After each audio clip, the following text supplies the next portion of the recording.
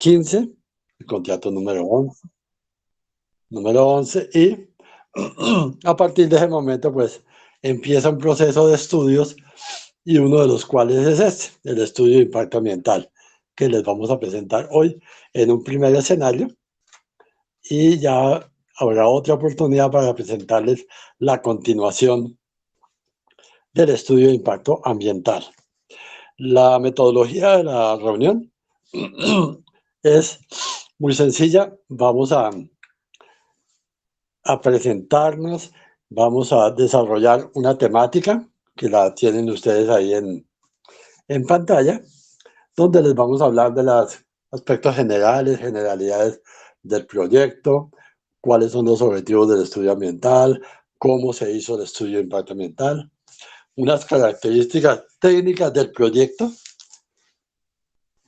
un área de influencia, cómo definimos esas áreas de influencia, cómo se caracterizó el área de influencia en los componentes que tienen que ver con el estudio ambiental, cómo se zonifica ambientalmente el proyecto y una demanda de recursos como el primer escenario que les vamos a mostrar en el día de hoy.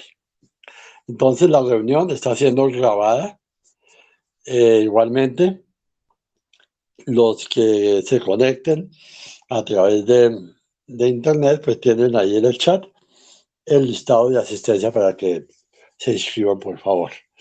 Y allá en el sitio están Jonathan y Kelly también haciendo lo respectivo de la asistencia.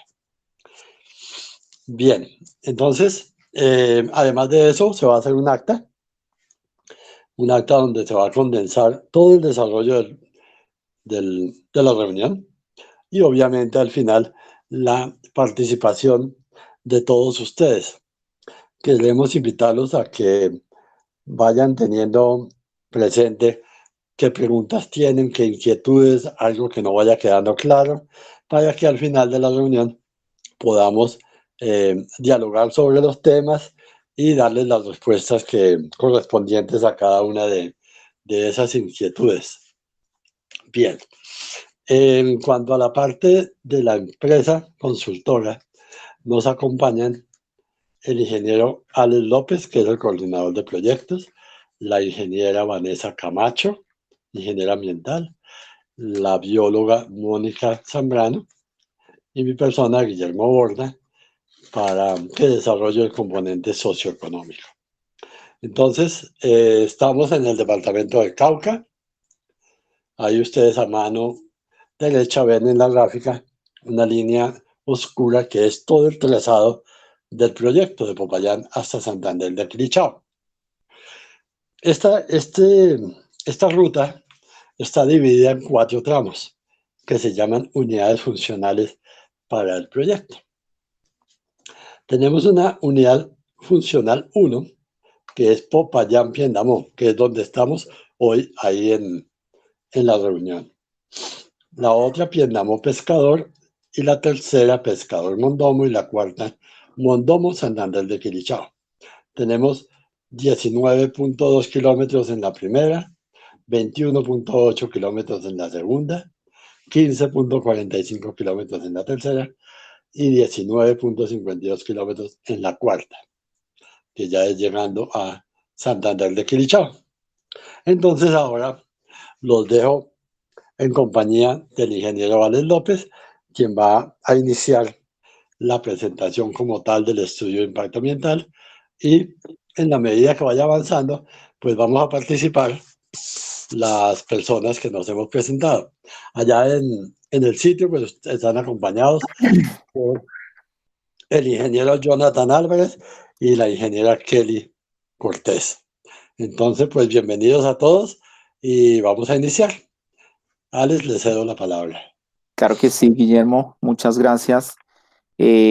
Buenas tardes a todos y todas. En esta tarde, lo primero que hacemos es agradecerle a ustedes por esta oportunidad, el tiempo que nos van a dar en la tarde para hacer esta exposición, esta presentación de los estudios de impacto ambiental.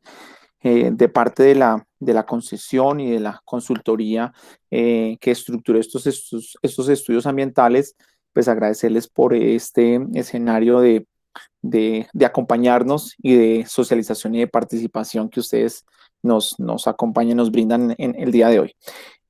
Algo importante que siempre hacemos al inicio de los procesos de socialización es entender cuál es el propósito de esta reunión, entender por qué estamos el día de hoy haciendo esta reunión. Eh, entonces, eso es lo primero que hay que contarles a ustedes por cuál es el propósito, cuál es el objetivo de las reuniones y del proceso de socialización.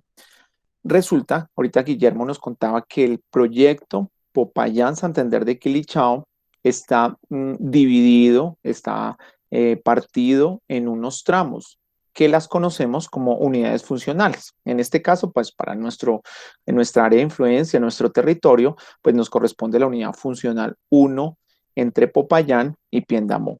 Resulta que para construir ese tramo o esa unidad funcional, ustedes ya de aquí en adelante ya van a saber que la unidad funcional es como el sector con unas características específicas y que, digamos, es el tramo que estamos licenciando. Entonces, resulta que para construir este tramo eh, necesitamos un elemento o un instrumento que se llama la licencia ambiental.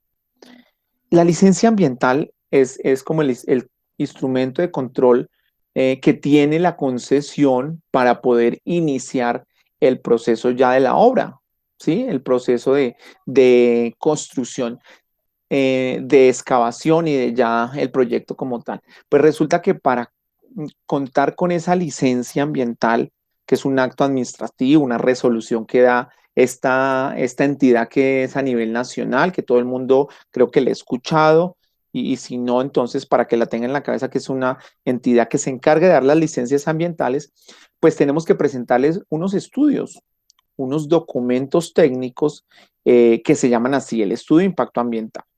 Y la tarde de hoy es venirles a exponerles a ustedes estos estudios ambientales, eh, en este caso, pues de la unidad funcional uno que tiene aquí una condición importante, es que tiene 19.2 kilómetros, ¿sí? Y que está, digamos, o que inicia aquí saliendo del casco urbano de Popayán, ya más adelante vamos a ver ese detalle, va hasta el sector de Piendamó, ¿no? Este proyecto, pues es una doble calzada adosada al existente y tiene otras condiciones importantes como una variante, como la variante Santa Rita, que también la vamos a conocer más adelante. Eso es lo primero que hay que entender. Entonces, creo que ya para todos es claro que ese es el objetivo. Resulta que para construir estos estudios de impacto ambiental, la concesión y el equipo técnico, la consultoría y demás, debe seguir de manera muy rigurosa unas metodologías. Ustedes van a decir, pero ¿qué es toda esta diapositiva que hay ahí?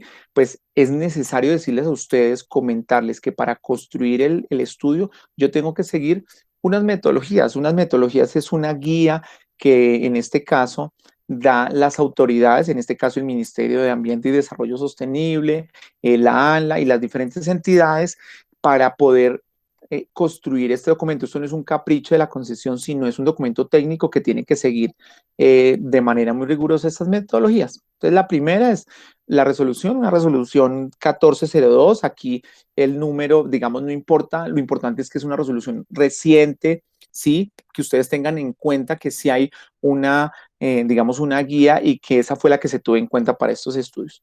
Y asimismo cumplir con, digamos, en este caso, el decreto 1076, que es un decreto de orden nacional, de todo el decreto, es el decreto compilatorio ambiental, en donde establece como todo el proceso de licenciamiento.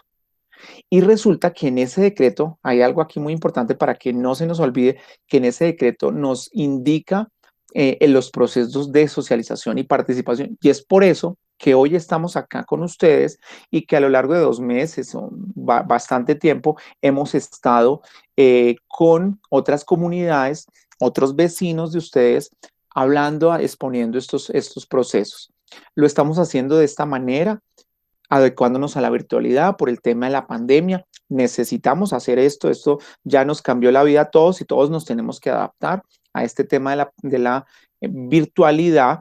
Igual la presencia de ustedes allá siempre se exige seguir esos protocolos rigurosos, nos tenemos que seguir cuidando, esto no se ha acabado y tenemos que seguir de manera muy juiciosa y muy rigurosa, conservando los espacios entre los compañeros, evitando todo el tema del contacto y bueno, todo el tema de que ustedes ya todos somos expertos con tanto noticia que tenemos a diario. Entonces, por eso esta resolución, ese decreto 1076 nos establece todos estos procesos de socialización. Y una de las cosas es que no es solamente aquí hablar Jonathan, Guillermo, Mónica, Vanessa y yo, no vamos a hacer esto. Y también la concesión que nos acompaña, la idea es que ustedes también pregunten, participen y sean partícipes de este proceso, de esta presentación.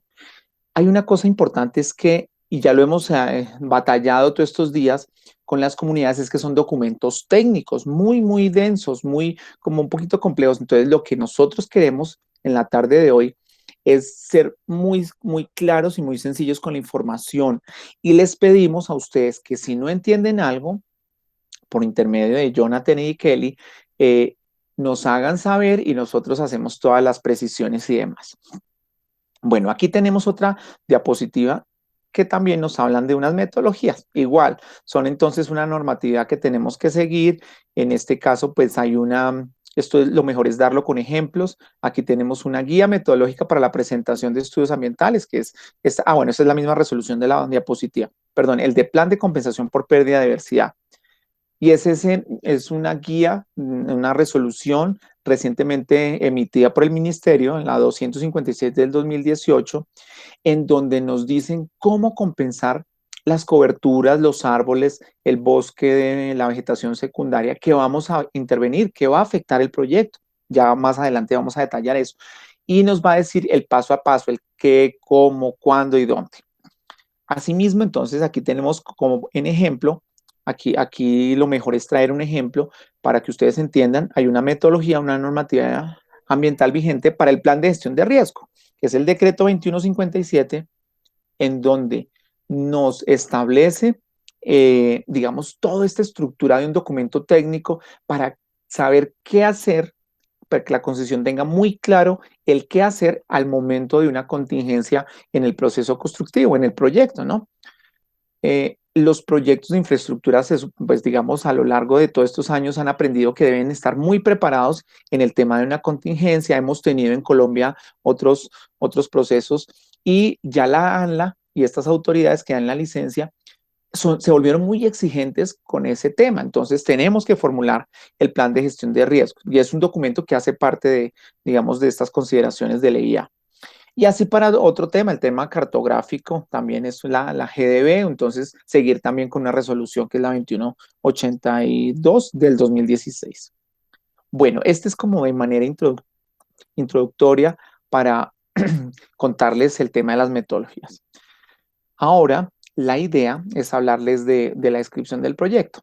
Para esto, la tarde de hoy, tenemos como dos espacios. Uno son estas diapositivas y otro es un video en donde podemos navegar metro a metro, kilómetro a kilómetro, por dónde va el trazado de la unidad funcional 1, de los 19 kilómetros que estamos aquí hablando en la tarde de hoy. ¿Cuál es el trazado? ¿Por dónde va? ¿Cuál es la variante?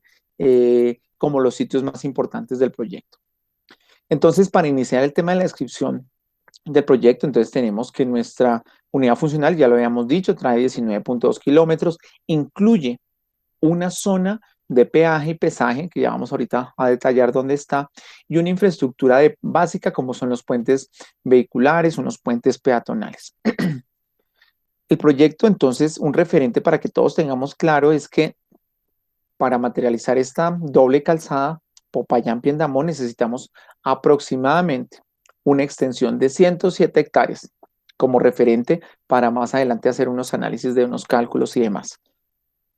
Bueno, entonces, déme un segundito. Ya entrando en materia, ya para hablar de la descripción del proyecto, esta diapositiva nos presenta cómo es el proyecto, cuál es la condición, esto que dicen que la doble calzada, que la segunda calzada, ¿cómo es? Entonces, les pido a ustedes el favor que en este lado de la diapositiva, imaginémonos que esta es nuestra, desde aquí, desde este sitio hasta acá, es nuestra vía nacional, nuestra vía panamericana, es decir, tiene dos carriles de 365, ¿sí? Uno sentido Popayán hacia Santander de Quilichao y el otro Santander de Quilichao hacia Popayán. Esto todo en total mide 730 y hay esa berma, la berma que hay externa de 2 metros, interna de 1 metro. Eso es lo que hay al día de hoy, ¿sí o no? Todos tenemos claridad de que eso es lo que hay, esa es nuestra vía.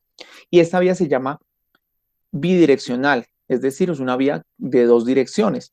En este sentido está el sentido sur-norte y en este norte-sur. Aquí es donde transitamos todos los días.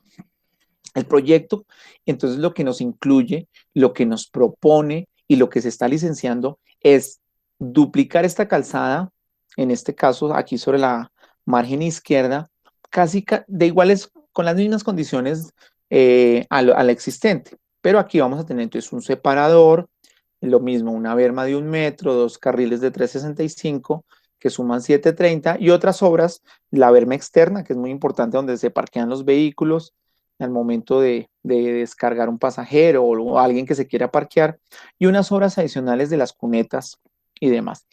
Esto se llama la segunda calzada o la doble calzada y es duplicar, ¿sí? Duplicar esto o copiar más bien o adosarla, ¿sí? Pegarla aquí sobre la margen izquierda. Este es nuestro proyecto que va a quedar con una longitud aproximadamente de 25 metros total, del ancho total, y vamos a tener entonces que aquí en este sentido vamos a tener ya no un carril, sino dos carriles para circular de manera más segura, más amplia, con mayor movilidad, con, para evitarnos ese riesgo de ir detrás de un tractocamión en esas curvas, ya no lo vamos a tener algo más moderno, mucho más funcional para nosotros en nuestros desplazamientos largos y también en los desplazamientos cortos. Eso es lo que vamos a tener.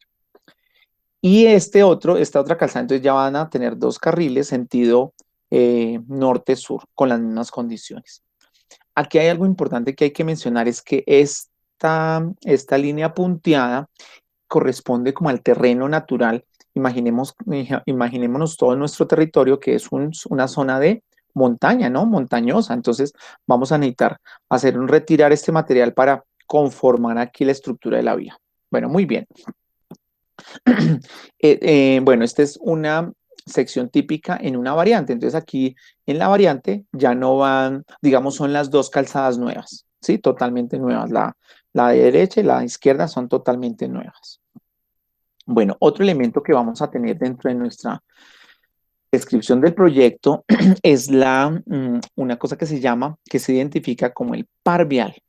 ¿Qué es el par vial? Entonces el par vial es la segunda calzada, digamos, esta es la vía nacional, la existente, la panamericana, y la segunda calzada ya no va pegadita aquí, sino va separada.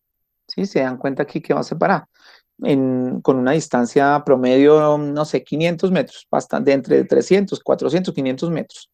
Va separada porque aquí no vamos a afectar un tema de viviendas, una condición ambiental, entonces lo que hacemos es separarla de la vía nacional. Pero la que vamos a construir nueva sería solo la calzada izquierda. Resulta que para digamos, esta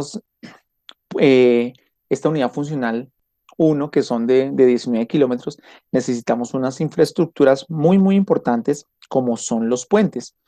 En este caso, entonces, vamos a tener unas infraestructuras de puentes que se van a construir a lo largo pues, digamos, de estos kilómetros que vamos a mencionar con muchos propósitos. Uno es el cruce de estos cuerpos de agua importante, como Río Blanco, en donde vamos a construir un puente de 25 metros en un sector, en el otro de 97 metros. Río Cofre, clarísimo, un puente de 117 metros en esa zona hondonada, en esa zona que es una pendiente fuerte. Y Quebrada Cajibío, pues otros puentes de 25 y 67 metros también. ¿Cómo van a ser esos puentes? Pues esos puentes, viene el terreno natural, viene aquí, en este caso, Río Blanco, que es el cuerpo de agua natural. La idea es hacer ese cruce conservando una distancia, en este caso, imaginémonos 26 metros, desde aquí, desde el primer soporte hasta el otro lado, y con el propósito de no hacer ninguna intervención sobre esta zona de donde confluye el Río Blanco, y con el propósito de garantizar que estos caudales que pasan por aquí en una creciente máxima, pues sigan causando, sigan conduciendo por este sector sin ninguna barrera, que el puente no vaya a permitir esa barrera, y por eso esa luz tan grande de 26 metros y digamos con una altura bastante importante. Así están las demás infraestructuras. Entonces Río Palacé, casi 100 metros, un puente bastante largo. Aquí en Río Palacé, el río viene por acá, tenemos cinco pilas, cinco apoyos, entonces al primero aquí al inicio y al final, y otros tres intermedios, pero respetando aquí nuestra ronda hídrica. Es decir, que aquí la intervención sobre estos sectores va a ser puntual solamente por, digamos, por la construcción de estas estructuras, de estos apoyos. El río Cofre, sí, es una zona aquí bien encañonada, entonces aquí tenemos 4 apoyos, ¿sí? Al principio, al final y 2 intermedios, también muy separado del cauce natural, con el propósito lógicamente, desarrollar la obra de ingeniería, pero pues también un tema ambiental muy importante de menor intervención, o una intervención muy mínima, ¿no? El quebrada Cajibío, con una luz de 25 metros. Y bueno, esto es con respecto a los temas de los puentes peatonales, perdón, los puentes vehiculares. Lo otro que se va a construir son los puentes peatonales. En este caso, una infraestructura que vamos a reemplazar en el sector del Cairo, donde ya hay un puente existente. En el PR, esto es más o menos el PR 17. El PR, para que todos tengamos claridad, es ese mojón que está sobre la vía, esta señalización que está sobre la vía, que indican los kilometrajes. Entonces, para que todos tengamos que, inclusive ahorita, ya no es el mojón de concreto enterrado en el piso, sino ya es una señal vertical, ya bien presente, que está sobre la margen derecha y sobre la margen izquierda cada kilómetro. Ese es el PR. Entonces, este puente peatonal se va a demoler, esta estructura existente, y se va a construir uno más moderno, con unas rampas de acceso. Este tiene 25 metros de ancho aproximadamente, con el propósito de garantizar el tema de la movilidad, de garantizar la circulación de los peatones que están en este sector, que es muy importante, ¿no? También, entonces, se va a construir aquí en la unidad funcional 1, se va a trasladar de donde está el peaje existente, y se va a montar aquí en el peaje como tal, en el sector El Cairo, con unos sectores pues para el cruce de los carriles y una infraestructura de administrativa. Estos son los carriles de circulación de la margen derecha, sentido sur-norte y norte-sur. Adicional a eso va una zona de peaje localizada en el sector El Túnel, que es una zona donde entran los tractocamiones para tomar su registro en la báscula, su registro de peso. Bueno, muy bien. Otro elemento importante que se requiere construir en la unidad funcional 1 es, o incluir dentro de este proceso de licenciamiento, es los SODMES. Ustedes me van a preguntar, pero bueno, ¿qué es el SODMES? ¿Qué es eso? Recordemos que al principio de las diapositivas decíamos que nuestro terreno natural es una zona de montaña, una zona montañosa, en donde vamos a necesitar hacer excavación de ese material, generar aquí un retiro de ese material orgánico que es la tierra negra, y después ese material arcilloso, que en algunas partes se encuentra un material rocoso, y de este material vamos a reutilizar un gran porcentaje, pero va a haber un material que va a sobrar, es sobrante, que necesariamente tiene que disponerse de manera correcta. Además, con estos procesos, con estos proyectos que están vigilados por todo el mundo, por la ANLA, por la interventoría, entonces tenemos que disponer de manera correcta. Y dentro del proceso de licenciamiento estamos incluyendo 4 zonas de depósito de materiales de excavación, o los materiales estériles. Son esa significancia, o ese significado de esta palabra, que vamos a mencionar dentro del estudio muchas veces, que son los SODMES, ¿no? Y para que entendamos qué son los SODMES, son áreas, digamos, hondonadas, son unas fincas hondonadas seleccionadas preliminarmente. Esto aquí ya no es la última palabra, igual esto lo va a evaluar la ANLA, para disponer de manera técnica, con unas terrazas, unos filtros, este material sobrante del proyecto. Y esto, entonces, venga, lo vemos aquí con el ejemplo. Aquí ya tenemos como el detalle de dónde están. Entonces, son estos polígonos, digamos, que fueron seleccionados con muchos criterios. Uno, que estuviera cerca, pues, al trazado donde vamos a hacer la obra, cerca a la vía existente. Algunos otros están sobre la vía existente. Y que estén retirados, en la gran mayoría, de vegetación, esos parches de bosquecito, ¿sí? La idea es que no tengan esa cobertura importante, sino estén desprovistos de vegetación, en algunos casos pastos o pastos arbolados. Eso es uno. Lo otro, que estén fuera de las quebradas, ¿no? Porque no nos vamos a afectar una quebrada por la consolidación de este material, ¿no? La idea es que estén retirados de las quebradas. Y lo otro es que también las viviendas estén retiradas, o tener la menor afectación sobre estas zonas de vivienda. Aquí hay algo muy importante, es que vamos a construir unos accesos, ¿sí? Para entrar y salir, porque aquí es necesario que entre una maquinaria para eh, habilitar el sitio y entren las volquetas para disponer estos materiales sobrantes provenientes del proyecto. El primer SODMES, que está aquí referenciado para la UF 1, es el SODMES 3, que está en la vereda 3 y 4, que están aquí muy seguidos, en la vereda Cabullera. El siguiente SODMES, entonces, denme un segundo, es el SODMES 9, que está también aquí muy cerca a la vía. Aquí, digamos, aquí la idea es hacer un acceso temporal, un acceso muy puntual de 70 metros, 79 metros, en la vereda del Cofre, sobre la vía nacional. Y el último SODMES, en la vereda La Venta, aquí también muy cerca de la vía, sobre la margen derecha de la vía nacional. Aquí también planteamos un acceso, también un acceso de aproximadamente, este tiene 100, 150 metros, sí, sí, de extensión, o sea, de longitud para acceder a estas zonas. Bueno, estos son los SOPs. Otro elemento importante que recordemos que hablamos al principio es el par vial, ¿sí? Que ya no iba adosado, pegado a la vía existente, sino se separaba. Aquí podemos ver claramente qué significa eso.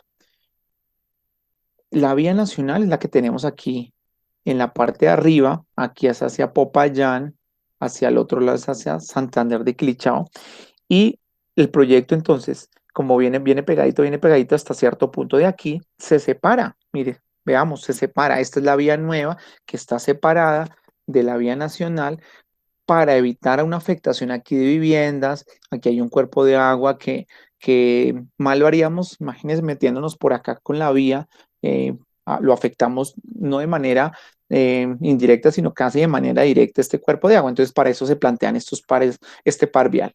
Este tiene una longitud de 1.440 metros, es decir, 1.4 kilómetros. Y hay algo muy importante, es que estas infraestructuras traen unos retornos. Por si yo salgo aquí de mi vereda y voy hacia Popayán, fácilmente haga aquí mi retorno de manera muy segura para continuar hacia Popayán. O lo contrario, si salgo aquí de esta vereda o de estas fincas, hacer el retorno para ir hacia Santander de Quilichao.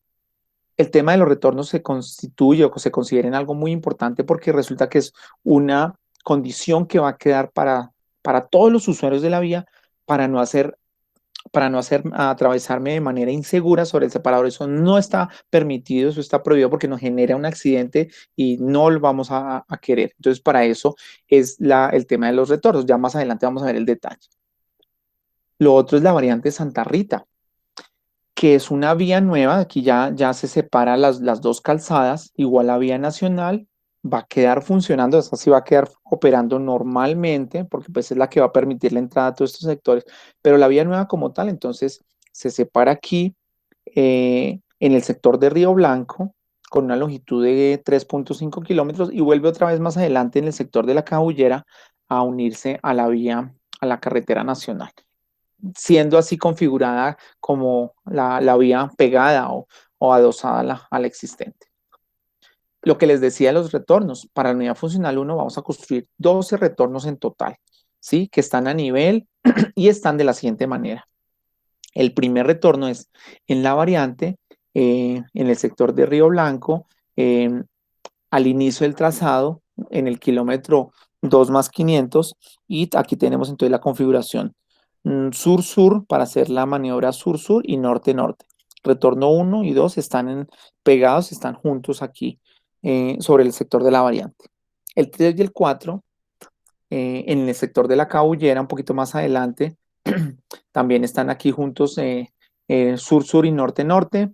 El 5 y el 6 corresponden al par vial de Palacet. Recordemos el que mencionábamos ahorita, este ya lo describimos.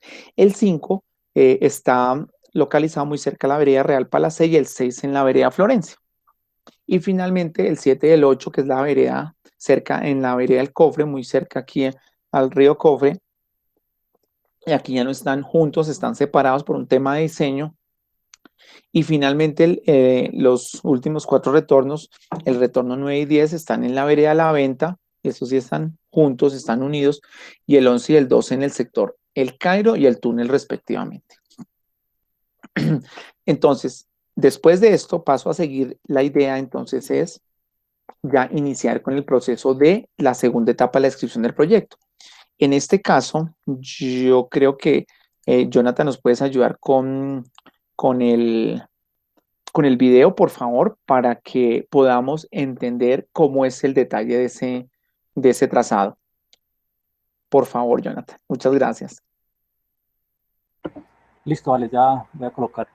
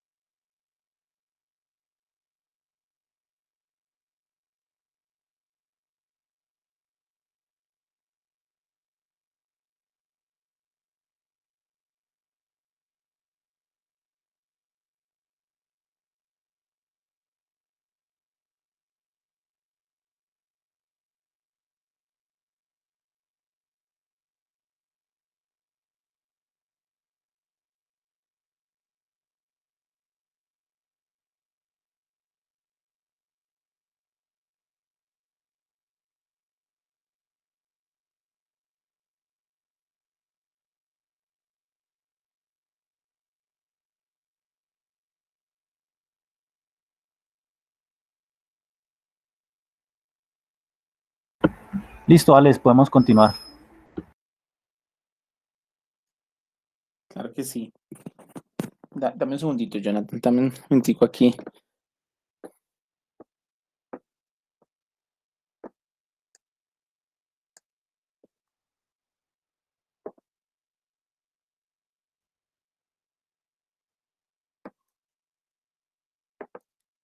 Jonathan, ¿me escuchan?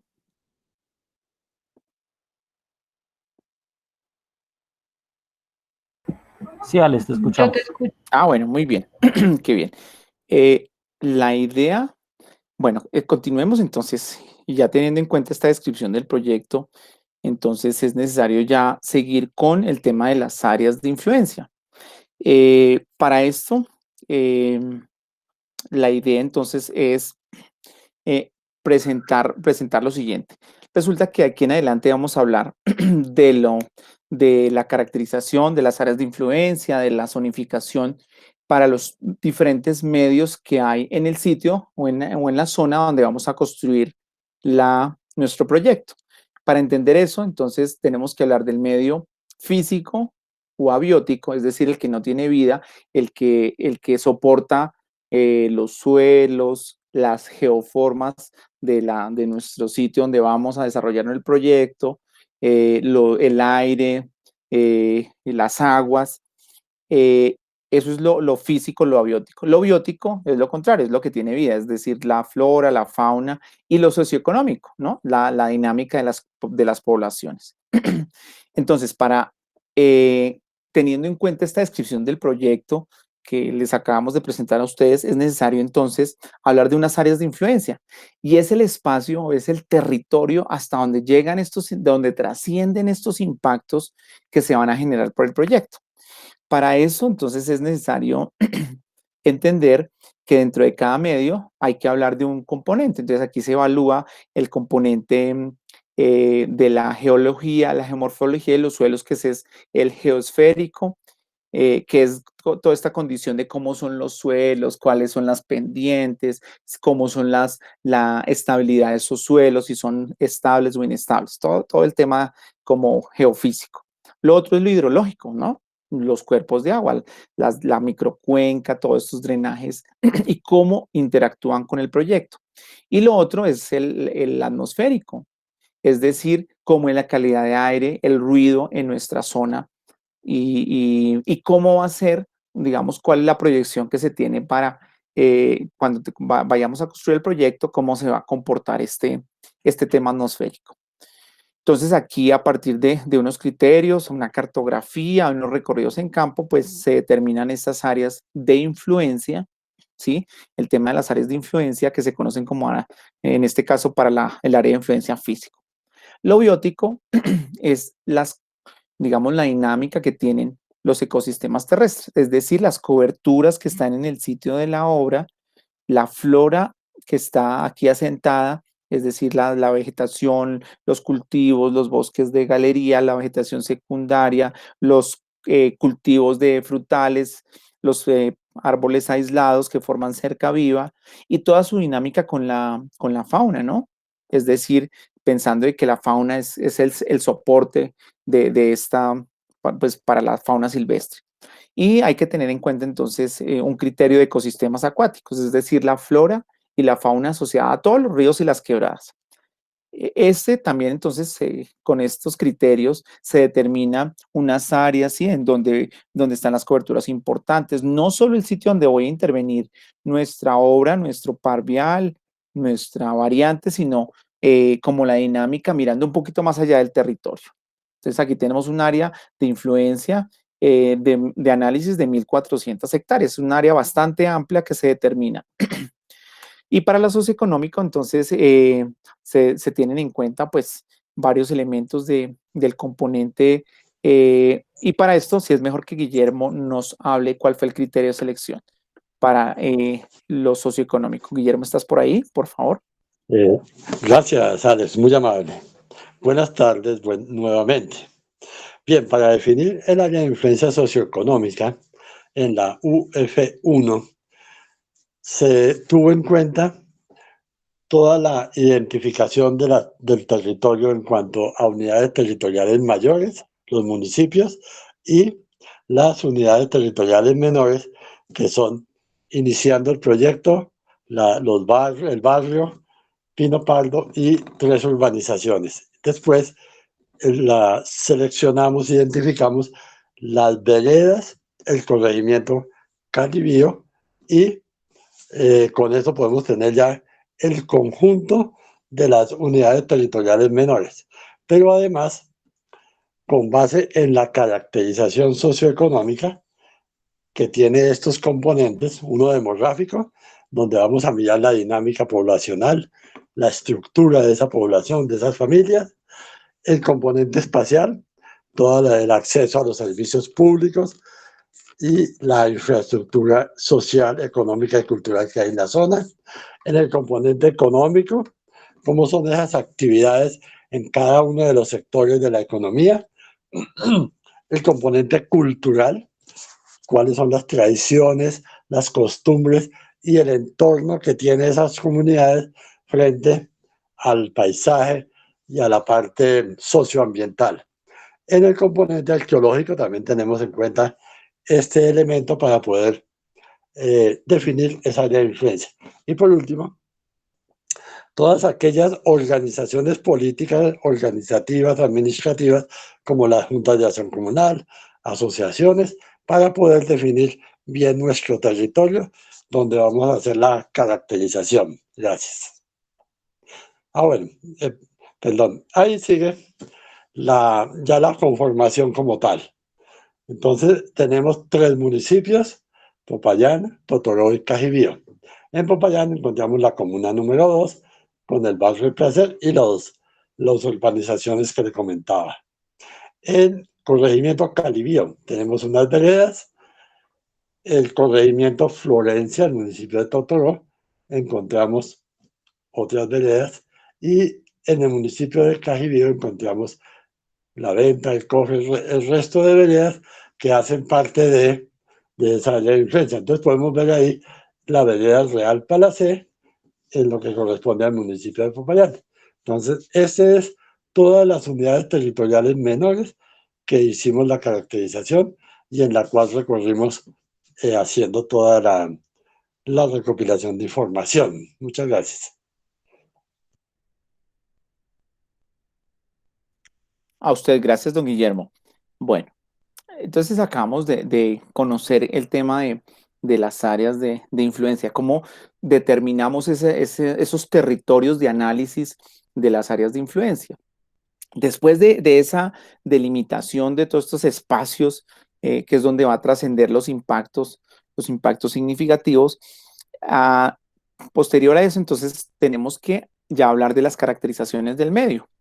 Acordémonos, lo físico, lo biótico y lo socioeconómico. Para esto, entonces, el estudio, lo primero que hace es con información secundaria de todas las entidades de la zona, el IGAC, las administraciones municipales con sus POTs, se recopila una información. Y aquí viene lo más importante, que es un trabajo de campo. Guillermo ahorita al principio lo decía, que un trabajo de campo que el estudio lo desarrolló el año pasado. Este año se están consolidando estos estudios de la información primaria y los procesos de socialización. Y la idea es hoy presentar como los elementos más relevantes de esa caracterización de los suelos, de los usos de los suelos, de la calidad de aire y ruido, de la calidad de agua, el tema de lo físico, lo biótico, pues como conocer cuáles son los elementos importantes de flora y fauna, y toda esta condición de servicios ecosistémicos, que es lo que nos brindan todas estas coberturas, el aire limpio, la madera, el agua y demás. Y lo socioeconómico, en donde el escenario de socialización que estamos haciendo hoy es un elemento importante. Para continuar con la exposición, le pido el favor a mi compañera Vanessa para que nos apoyes con lo físico, por favor. Muchas gracias, Vane. Claro que sí, buenas tardes, Jonathan, ¿me confirmas si me escuchas, por favor?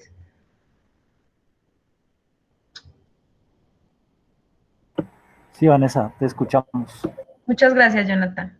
Muy buenas tardes para todos. Me presento. Mi nombre es Vanessa Camacho. Soy ingeniera ambiental y hago parte del equipo consultor que realizó el estudio de impacto ambiental para la caracterización del área de influencia. Entonces, con relación a la caracterización del medio físico o el medio abiótico, a continuación les vamos pues a comentar cuáles fueron los resultados más relevantes de todo el proceso de evaluación que se realizó. Entonces, para dar inicio, vamos a empezar con el uso actual del suelo dentro del área de influencia del proyecto. Este uso actual, entonces, arrojó que predomina el uso de conservación con un 32,9%, y este uso está relacionado con todo lo que tiene que ver con las coberturas naturales que no han sido intervenidas, vegetación secundaria, bosques aledaños a los cuerpos de agua, herbazales, arbustales, toda la cobertura de tipo natural. Posteriormente continúa el uso de tipo residencial, que está relacionado con los asentamientos y todas las unidades de vivienda familiar, tejidos urbanos continuos, tejidos urbanos discontinuos. En un tercer lugar se encuentra la ganadería con las actividades de pastoreo extensivo y crianza de ganado. Posteriormente, el uso mixto, que se refiere a todos estos predios que presentan mosaicos, es decir, mezclas entre cultivos y pastos, o pastos y espacios naturales, o pastos, cultivos y espacios naturales al mismo tiempo dentro de la misma área.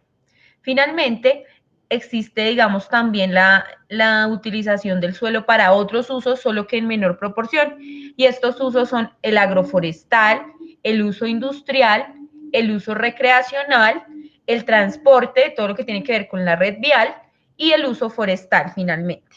Siguiente, por favor. Con relación entonces a la caracterización del componente hídrico, muy importante y clave, digamos, en el proceso de caracterización, se realizó un estudio de hidrogeología para determinar el estado y la disponibilidad de las aguas subterráneas dentro del área de influencia del proyecto. Entonces, para esto, inicialmente lo que se hizo fue inventariar en campo cuáles son estos manantiales o nacimientos que se encuentran presentes dentro del área de influencia. Y se pudo determinar que dentro del área de influencia del proyecto se encuentran 23 manantiales. Sin embargo, de estos 23, se pudo identificar que solamente 12 pueden verse posiblemente afectados por las actividades del proyecto.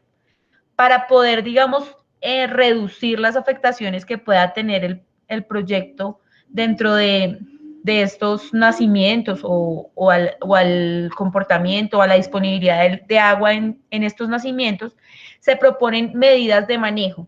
Y en este caso, esas medidas de manejo son de tipo obras hidráulicas que van a permitir que el flujo superficial y subsuperficial proveniente de estos nacimientos continúe su curso y se mantenga, digamos, se conserve la disponibilidad del recurso.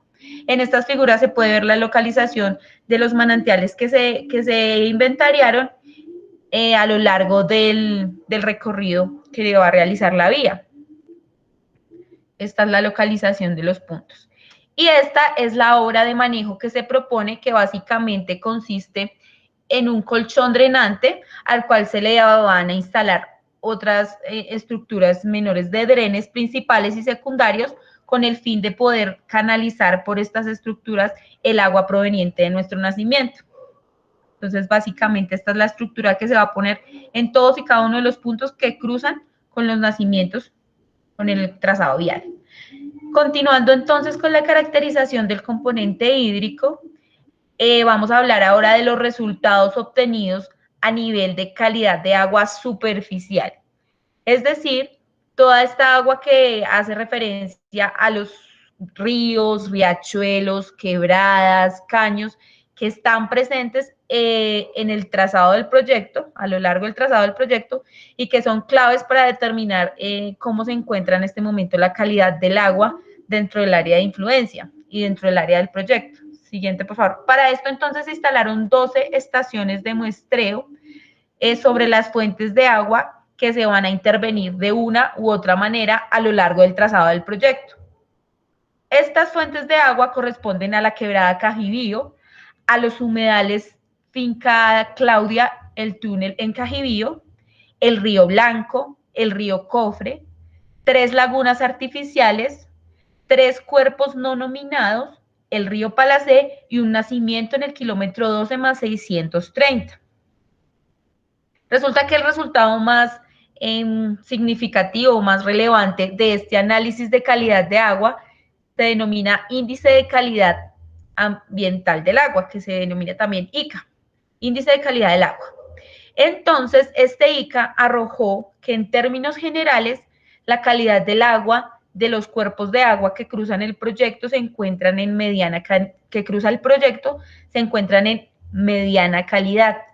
Es decir, que pueden verse afectados por algún tipo de fuente de contaminación. Pueden ser vertimientos de tipo doméstico, o vertimientos de tipo pecuario, o vertimientos de tipo industrial. De buena calidad, entonces, tenemos los humedales de Finca Claudia, que arrojaron una buena calidad del agua, y el río Palacé.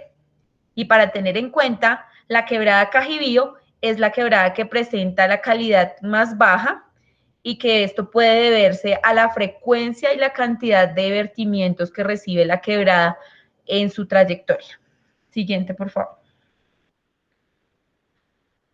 Con relación al componente atmosférico, es decir, todo lo que tiene que ver con la calidad del aire y la emisión de ruido ambiental dentro del área de influencia del proyecto, también se debieron instalar estaciones para poder determinar cómo es la calidad del recurso dentro del área de influencia.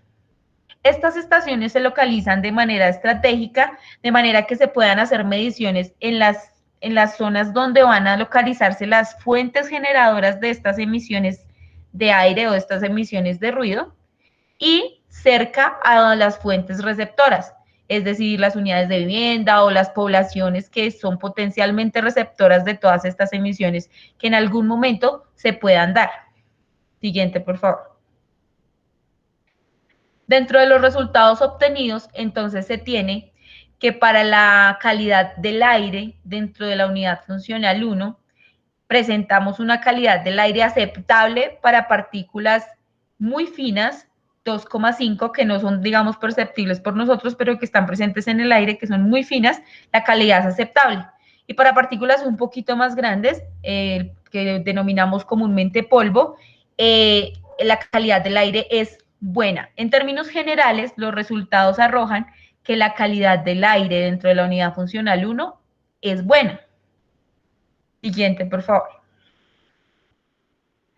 Con relación entonces a los resultados de los monitoreos de ruido ambiental, estos monitoreos se realizan de dos maneras, o se realizan 2 mediciones. ¿Por qué se realiza de esta manera? Porque así lo determina la norma. Y se realizan en jornada ordinaria, es decir, entre semana o días hábiles, y en jornada dominical o en días festivos, como también se denomina. Estas mediciones se realizan así para hacer la comparación con la norma, que la norma establece esa diferenciación, las emisiones durante la semana y las emisiones durante el fin de semana. En términos generales, las emisiones de ruido dentro del área de influencia del proyecto cumplen con la normatividad y no se está, digamos, saliendo de los parámetros normales. Sin embargo, uno de los resultados obtenidos para las mediciones en jornadas festivas arrojó que está por fuera de la norma. Esto puede deberse a diferentes actividades que se realizan durante estos días relacionadas con recreación o de pronto con el aumento en la movilización vehicular, etcétera. Diferentes motivos que pueden ocasionar esta situación anormal. Pero en términos generales se presenta, digamos, una emisión de ruido dentro de los parámetros normales de emisión de ruido. Yo les agradezco mucho por su atención, estamos atentos a las preguntas que surjan al respecto y a continuación los dejo con mi compañera Mónica, que nos va a ayudar con la descripción del medio biótico. Muchas gracias. Muchas gracias, Vane. Entonces, continuando con el tema del siguiente medio, acordémonos que el siguiente medio es el biótico, todo lo de las coberturas y fauna y demás. Entonces es necesario presentar como los resultados más importantes de estas coberturas vegetales en el área del proyecto. Y aquí, acordémonos el dato de 107 hectáreas que dijimos al principio. Aquí lo traemos como referente para presentar cuál es la extensión o cuáles son estas coberturas en extensión que se van a intervenir, a afectar, a quitar por efectos del proyecto. Un porcentaje aquí relevante, importante, grande, como el más alto es el de pastos limpios, 32%, esto son casi 35 hectáreas, pero pues digamos una cobertura que frente a la condición ambiental, pues digamos, no es tan significativa, como si lo es estas coberturas de bosque, galerías y vegetación secundaria, que traen una menor extensión en área y en porcentaje. Bosque, galerías casi el 9% y vegetación secundaria más chiquitico con el 4%, pero que esas coberturas son una condición de alta sensibilidad, de alta diversidad.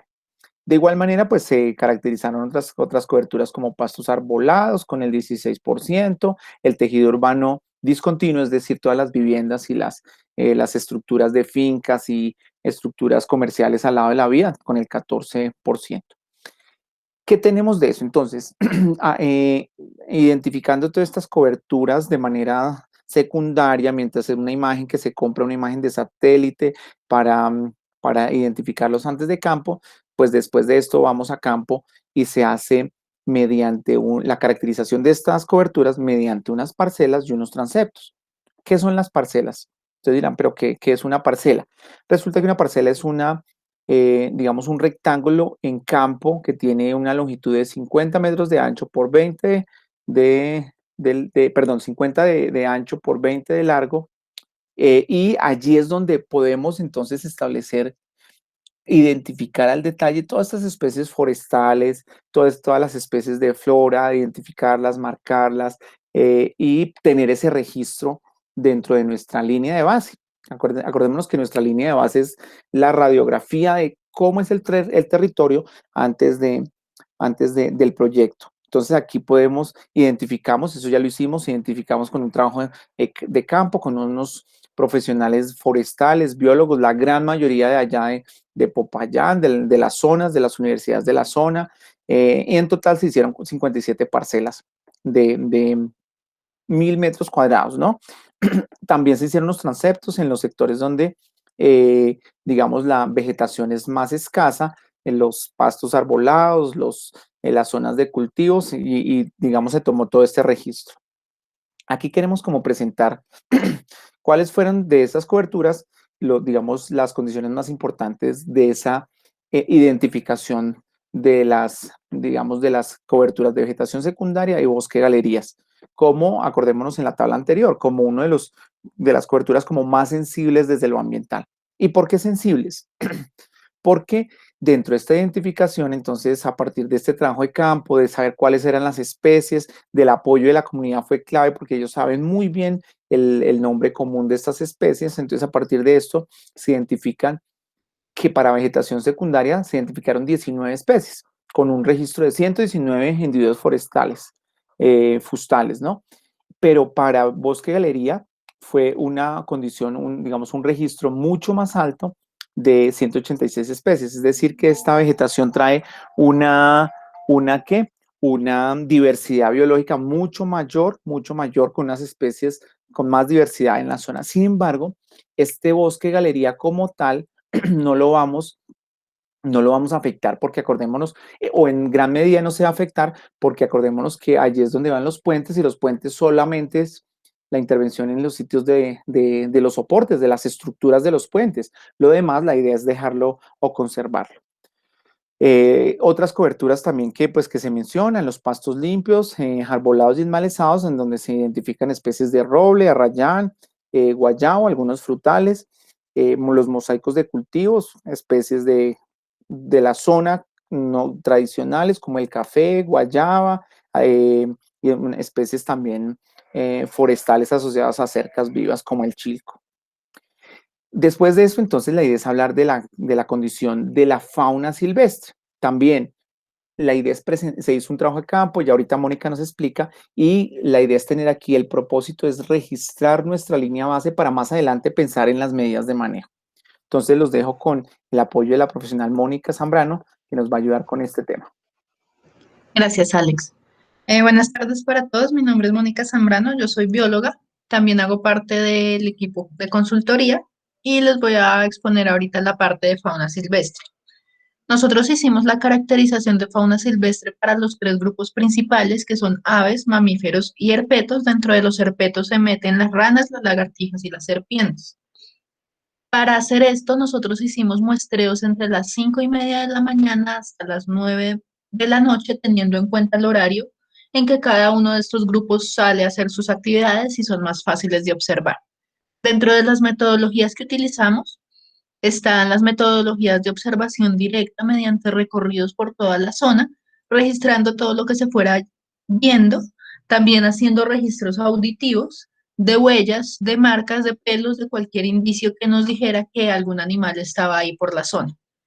Igualmente se aplicaron metodologías de captura mediante unas trampas Sherman, que son unas cajas pequeñas que nos permiten capturar ratones, unas Tomahawk, que es como la que ven en la foto del medio, una trampa tipo jaula que nos permite capturar ese tipo de animales como la zarigüeya, y redes de niebla que durante el día puestas nos permiten capturar aves y durante la noche nos permiten capturar murciélagos. Para el registro de las ranas y las serpientes se emplea un método que se llama levantamiento por encuentro visual, que es establecer recorridos en zonas específicas, e ir levantando rocas, troncos o cualquier tipo de material que pueda estar brindando refugio a estos animales y así poder registrar. Todas estas metodologías se complementaron con entrevistas informales a algunas personas de la zona que hayan vivido bastante tiempo allá para poder registrar esos animales que ellos han visto, pero que nosotros no logramos ver durante nuestro tiempo en campo. La siguiente. Para, para esta unidad funcional, entonces, tenemos como resultado que se registraron 153 especies de aves en total, en donde se destacan que 15 de estas especies son migratorias y hay 4 especies endémicas y 3 especies casi endémicas. Cuando ustedes oigan esa palabra endemismo, se refiere a que son especies que solo se distribuyen o que toda su población está acá dentro del territorio nacional y eso les da una categoría especial. También se registró la pava caucana, que es una especie que actualmente se encuentra registrada como en peligro. Para el grupo de los herpetos se registraron en total 22 especies, 5 de ranas y 17 de reptiles, en donde también hay 2 especies endémicas. Y finalmente para el grupo de los mamíferos se registraron en total 31 especies, en donde hay una especie endémica y una especie vulnerable que corresponde al venado. La siguiente, por favor. Otro tema que se trata acá, otro componente importante que nosotros tenemos es la parte de ecosistemas estratégicos o ecosistemas sensibles. Para la unidad funcional 1 se registra la reserva de la sociedad civil Amalaca, que tiene en total un área de más de 12 hectáreas y se estaría viendo afectada en 1.08 hectáreas, que equivale al 8.6% del área de la reserva. El área que se vería afectada por el proyecto es la que se encuentra al borde de la carretera actual, la que está colindando con la vía panamericana actual. Y en esta zona, la mayoría de la vegetación que se encuentra, árboles grandes, son árboles como pinos y eucaliptos. Y acá pasamos a la parte de social con mi compañero Guillermo. Gracias, Mónica, muy amable. Bien, en la parte del medio socioeconómico, la caracterización se inicia con el contacto y la identificación de las autoridades municipales y de las juntas de acción comunal presentes en el área de influencia ya definida. Entonces, para este caso, inicialmente se hicieron 14 reuniones de presocialización donde nos reunimos antes de iniciar la fase de campo para contarles a las comunidades y a las autoridades cómo era el estudio ambiental, cómo era la fase de campo, qué necesidades de información eran las que íbamos nosotros a recopilar. Después se hizo la caracterización socioeconómica por cada una de las unidades territoriales menores. En este caso, son las 13 veredas, un corregimiento y 4 urbanizaciones. Bien, además de esa caracterización socioeconómica de las unidades territoriales menores, que comprenden los temas que vimos al principio, también se hizo una tarea muy importante, que es la caracterización por unidades habitacionales, en donde se levantaron encuestas socioeconómicas con personal de la comunidad que nos colaboró en toda esta tarea, y se lograron hacer 461 encuestas, que es la información muy importante para conocer el trazado, las viviendas que están en el trazado, las familias que allí viven y cómo son todos los elementos de los temas que vimos al principio. Siguiente.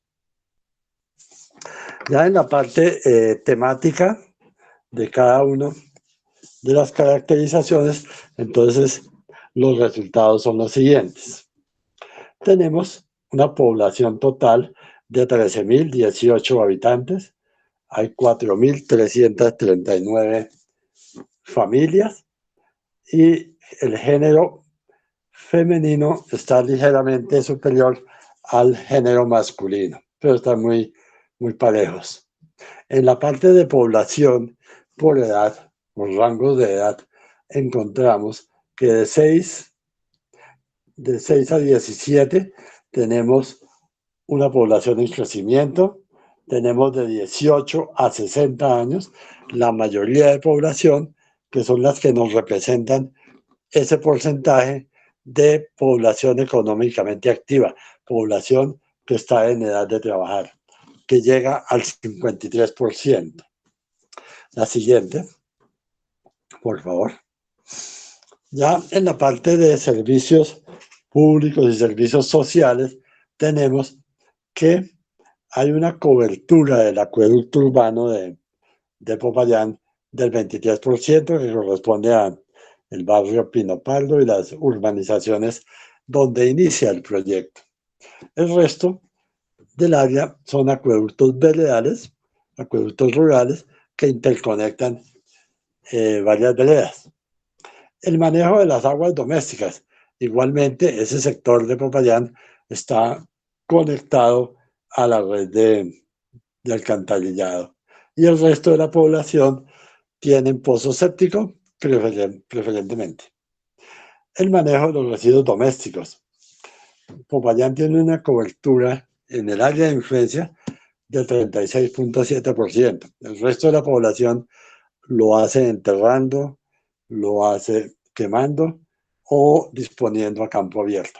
Igualmente, en el área pudimos encontrar que hay una cultura del reciclaje. Entonces la gente va acumulando los materiales de reciclaje y periódicamente van pasando unos carros especiales para recoger todos estos elementos. En la parte social tenemos que hay 7 instituciones educativas identificadas en todo el trayecto del área de influencia, pero ninguna de estas va a ser intervenida. Y en la parte de salud, pues tenemos la atención en salud que presenta el municipio de Popayán y también puesto de salud en la zona del corregimiento. Bien, y en total tenemos 5.527 viviendas en todo el área de influencia de la UF1. En la parte económica encontramos que la UF1 tiene una importancia en la parte agropecuaria, los cultivos de café, cultivos de frutales, que tienen una producción importante y un comercio en la ciudad de Popayán especialmente. Igualmente en la parte comercial, sobre la vía, encontramos ahí iniciando el proyecto en el sector del Río Blanco, hay un comercio importante que puede ofrecer bienes y servicios al proyecto. Igualmente, pues, está la ciudad de Popayán como un centro importante de oferta comercial. En la parte cultural se pudo caracterizar cómo es la costumbre, cómo es la tradición, cómo es ese relacionamiento que tienen las comunidades con su entorno, con su paisaje, con lo que tienen a su alrededor.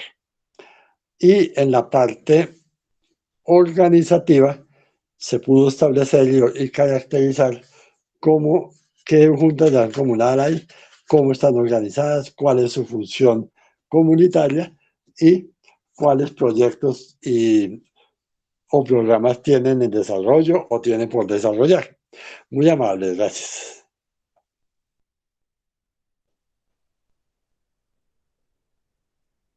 Gracias, Guillermo. Listo, ahora para continuar vamos a hablar de la zonificación ambiental. Este es otro punto que nosotros manejamos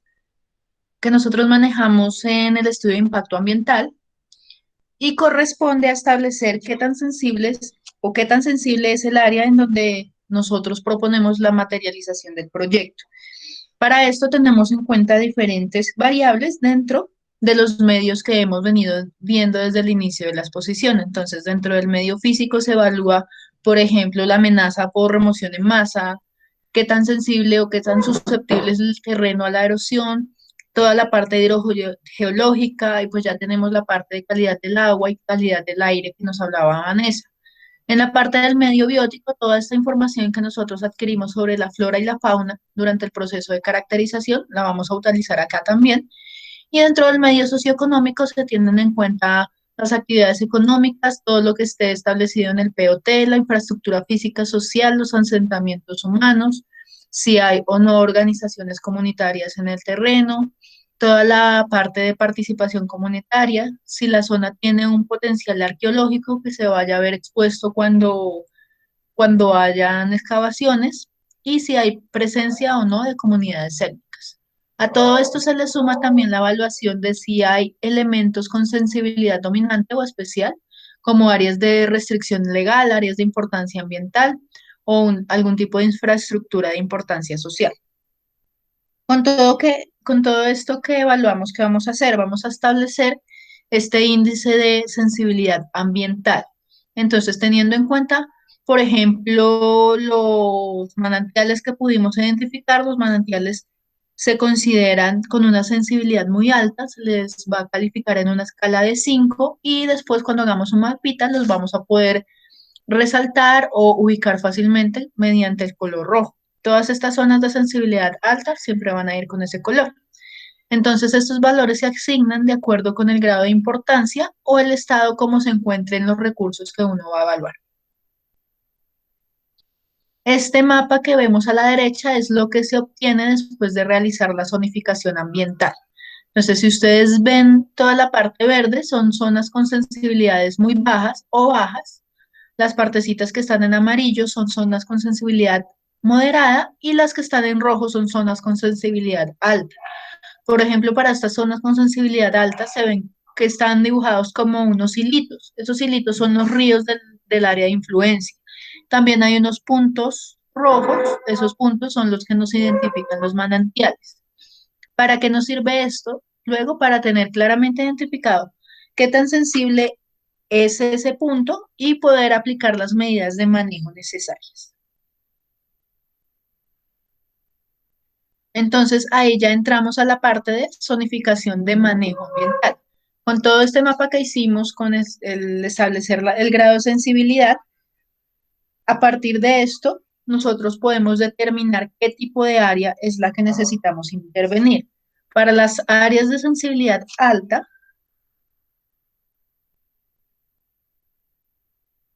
perdón, Jonathan, ¿te habías desconectado?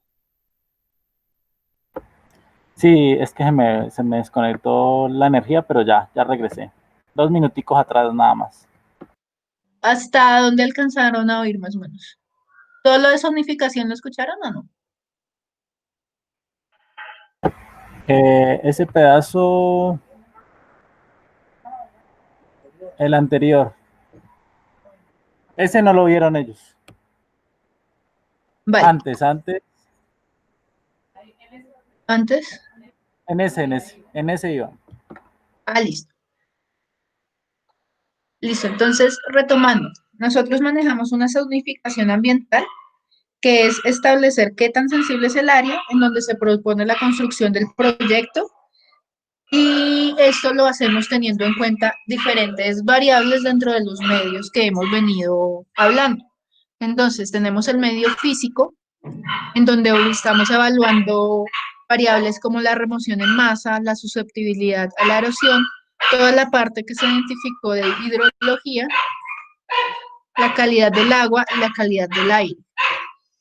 Dentro del medio biótico, estamos teniendo en cuenta toda la parte de caracterización de flora y fauna, que ya les presentamos anteriormente, y dentro del medio socioeconómico, tenemos en cuenta toda la parte de actividades económicas, los usos establecidos en el POT o en el EOT, la infraestructura física, social, todos los asentamientos humanos en la zona, si hay o no organizaciones comunitarias, si la zona tiene un potencial arqueológico alto o un potencial arqueológico bajo.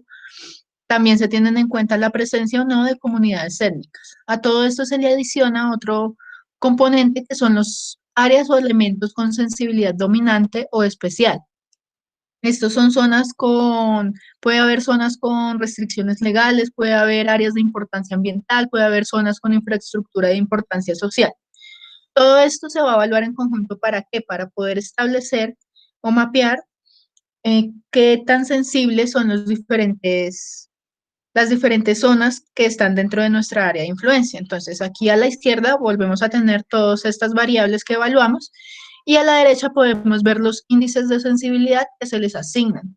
Por ejemplo, las áreas protegidas, si las tuviéramos, estas áreas son de una sensibilidad ambiental alta, se les va a calificar con una escala de 5 y luego en un mapa lo podemos dibujar de color rojo. Esto nos ayuda a ver gráficamente cómo está distribuido el territorio. Estos valores se asignan pues de acuerdo al grado de importancia. Esto es lo que se obtiene como zonificación ambiental. Este mapa que están viendo a la derecha es el área de influencia, lo que está dibujado en verde, entonces corresponden a unos niveles de sensibilidad muy bajos o bajos. Las partes amarillas tienen un nivel de sensibilidad moderado y las partes rojas tienen un nivel de sensibilidad muy alto. Este nivel de sensibilidad, por ejemplo, si ustedes ven, están dibujados como unos hilitos. Esos son todos los ríos del área de influencia. Y hay unos puntos que corresponden a los manantiales que identificamos, de los que Vanessa nos hablaba anteriormente.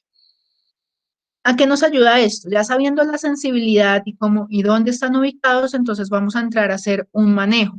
Y vamos a entrar ya a la parte de zonificación de manejo ambiental. Entonces, a partir de esa sensibilidad pudimos determinar o se puede determinar diferentes tipos de áreas a intervenir. Las áreas rojas son áreas de exclusión porque tienen una sensibilidad demasiado alta.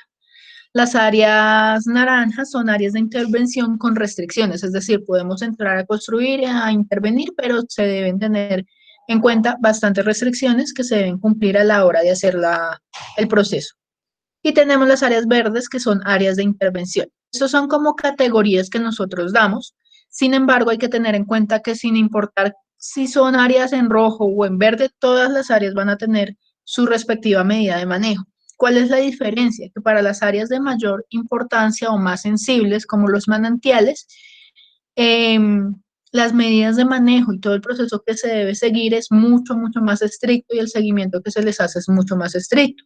Por ejemplo, los manantiales. Los manantiales se les plantean obras de ingeniería específicas para garantizar que no vaya a haber una afectación al recurso hídrico que ellos están proporcionando y que a pesar de que se realice la vía, pues aún este recurso se va a seguir manteniendo. Pero como les digo, todos van a tener medidas de manejo. Estas medidas de manejo las vamos a ver en un siguiente escenario, en un siguiente encuentro, pero es importante tenerlo en cuenta. Muchas gracias, muchas gracias, Mónica. Bueno, ya para todas las personas que nos están acompañando en la tarde de hoy, la idea entonces es hablar de un último escenario para el día de hoy. Acordémonos lo que Mónica ahorita nos decía, la idea es que este no sea el primer escenario, la idea es generar otro escenario. Como el documento es muy largo, entonces tener una primera parte hasta este tema de demanda de recursos y ya programamos para un segundo encuentro. Muy bien. Teniendo en cuenta entonces desde la descripción del proyecto, todo el tema de la caracterización, lo que nos explicaba ahorita Mónica de la zonificación, Ahora hay que hablar de una condición o un elemento que se llama la demanda de recursos, que hace parte del estudio de impacto ambiental, digamos, dentro de este proceso de licenciamiento, la concesión, la norma lo permite, que incluya el permiso, la autorización o el permiso para aprovechar un recurso natural. El ejemplo claro son los árboles. Si una actividad, un proyecto necesita aprovechar, intervenir en los árboles, pues tiene que pedirle una autorización, así lo establece la norma, una autorización a la autoridad respectiva, la autoridad ambiental. En este caso, ese proceso nos permite en la norma incluirlo en la licencia ambiental. Entonces, en la licencia vamos a incluir la demanda de recursos para que todos tengamos de qué se trata, claridad de qué se trata esto. La demanda de recursos, entonces, teniendo en cuenta todas las condiciones de resultados del estudio de impacto ambiental, necesitamos entonces pedir básicamente la demanda por la ocupación de cauce, es decir, pedirle a la autoridad la intervención, la construcción de unas obras, como son 174 obras menores. Esto quiere decir estas alcantarillas que atraviesan la vía, que sirven para manejar el flujo de agua de las corrientes naturales, alcantarillas de cajón, que también son estas obras un poquito más grandes, que son cuadradas, rectangulares, que las conocemos como Bosculver. Esas son las obras menores. Son 174 en total a lo largo de los 19 kilómetros. Y pedirle la ocupación del permiso de ocupación de cauce para la construcción de los 5 puentes. Ustedes nos dirán, pero ¿cómo así si ahorita dijeron que no iban a ocupar el cauce, que no iban a estar lejos? Sí, claro, eso es digamos, una condición, es una directriz de la obra y del estudio como tal. Sin embargo, como la normatividad incluye no solamente el cauce, sino su ronda hídrica, entonces por eso estamos aquí pidiendo esa intervención, porque pues en la ronda sí vamos a estar con los soportes de los puentes, por ejemplo. Esto para la ocupación de cauces, ¿no? Para el tema hídrico. Lo otro es los árboles, lo biótico, el aprovechamiento forestal, es decir, los árboles que se requieren para materializar estas hectáreas a lo largo de los 19 kilómetros, ¿no? Para eso, entonces, también hay que contar que se hizo un inventario forestal al 100% con el equipo de estos forestales, biólogos ambientales a lo largo de los kilómetros, y se identificaron una cantidad de árboles. En el registro tenemos un registro de censo arbóreo o de registro forestal de 8.209 árboles, ¿sí? Y eso es lo que vamos a decirle a la ANLA que nos dé la autorización dentro de este proceso de licenciamiento.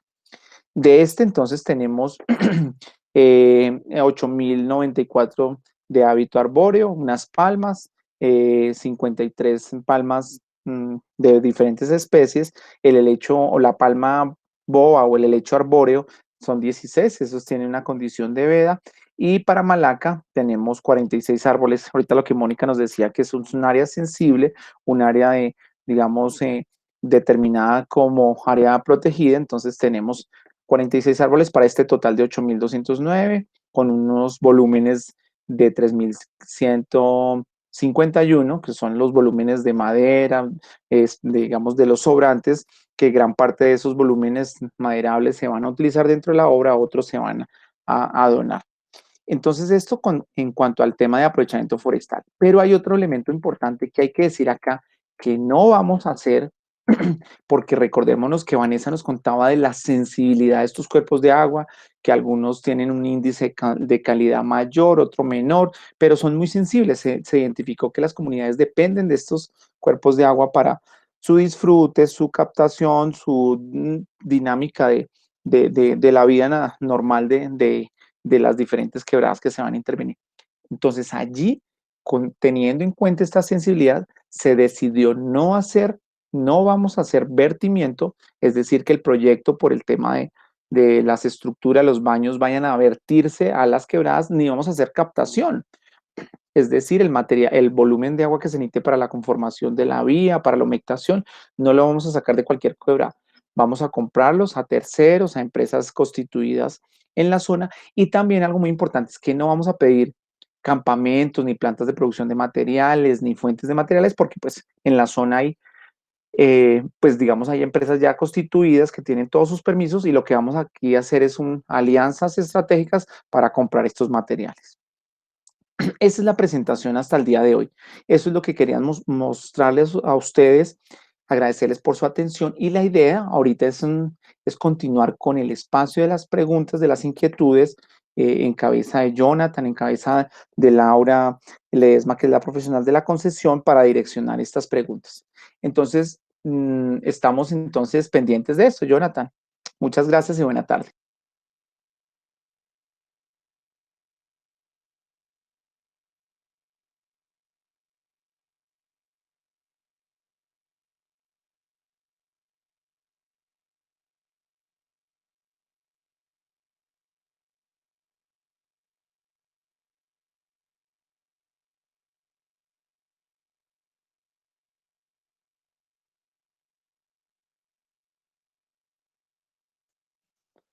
Jonathan, creo que tiene el micrófono apagado.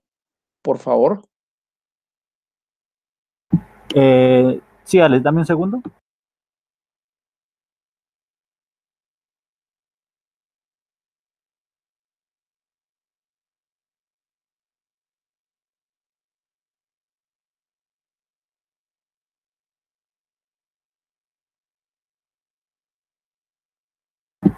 Alex, sí, tienen una primera pregunta.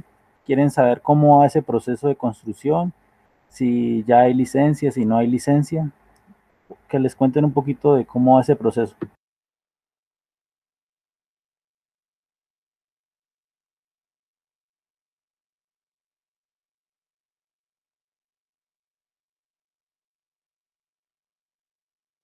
Muy bien, Jonathan. Le pido el favor a Laura que nos apoyes con la respuesta de la comunidad. Si eres tan amable, por favor. Gracias, Laura.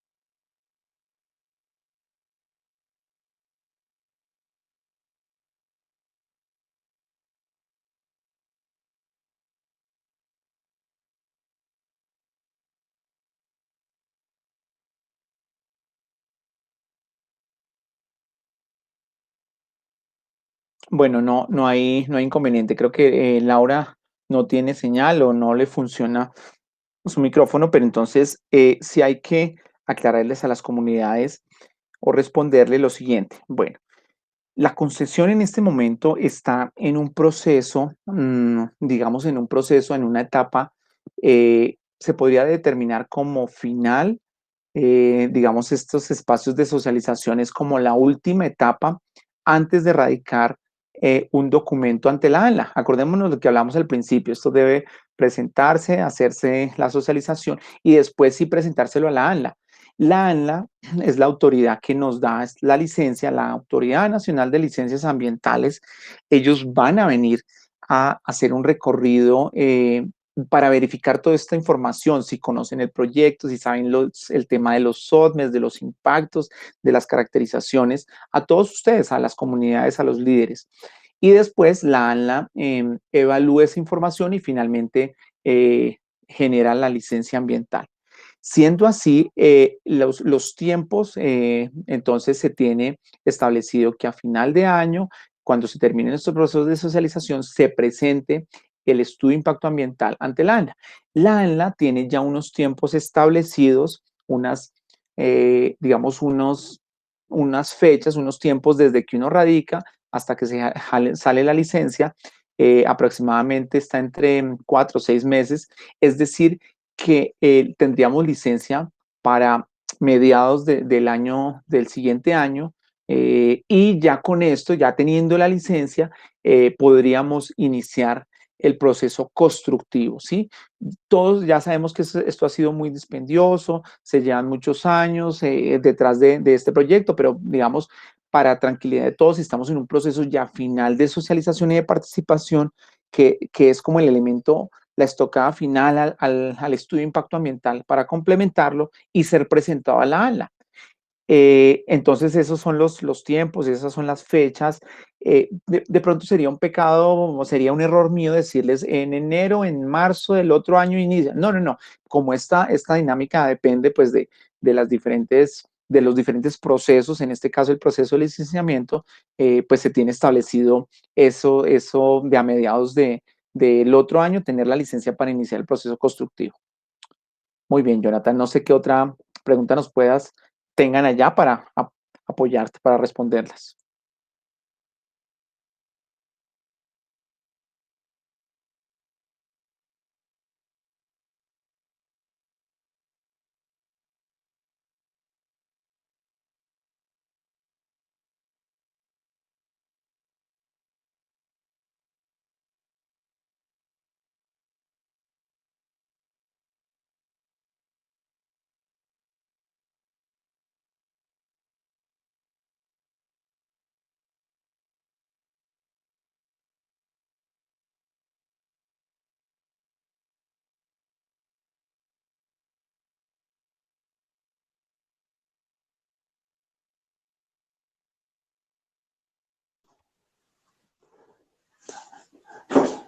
Jonathan, ¿me escucha? Sí, sí, ya dame un segundo, ya les mando más preguntas. Ah, bueno, muy bien.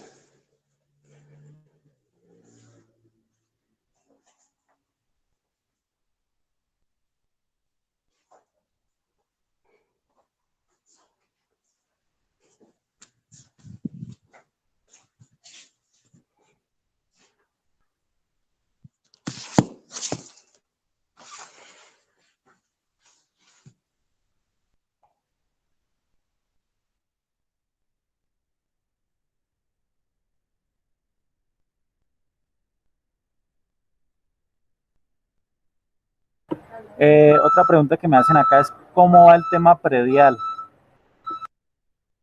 Pronto si está Laura por ahí.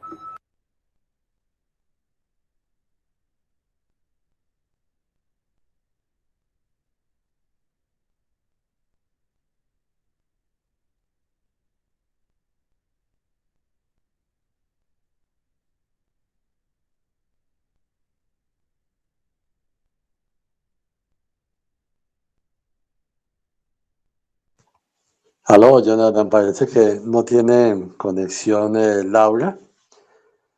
Entonces, pues podemos manifestarle a la comunidad que el tema predial, pues ahorita a raíz de la pandemia y de las restricciones, quedó por un tiempo sin desarrollarse, pero a partir del 1 de septiembre, que ya se abrieron las posibilidades, entonces Nuevo Cauca, según lo que nos ha comentado Laura Ledesma, ya está iniciando ese proceso y pues es en la medida que vaya pudiéndose, van a ir acercándose a cada una de las unidades territoriales para poder... ¿Sí me escucha, Jonathan? Aló. Jonathan ya no está conectado. No, se le cayó la señal. No está conectado. No.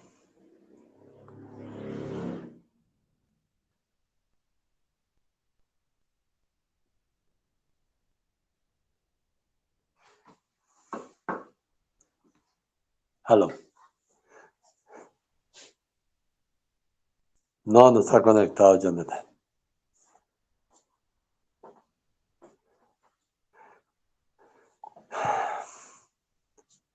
Esperemos un momento para ver si se conecta.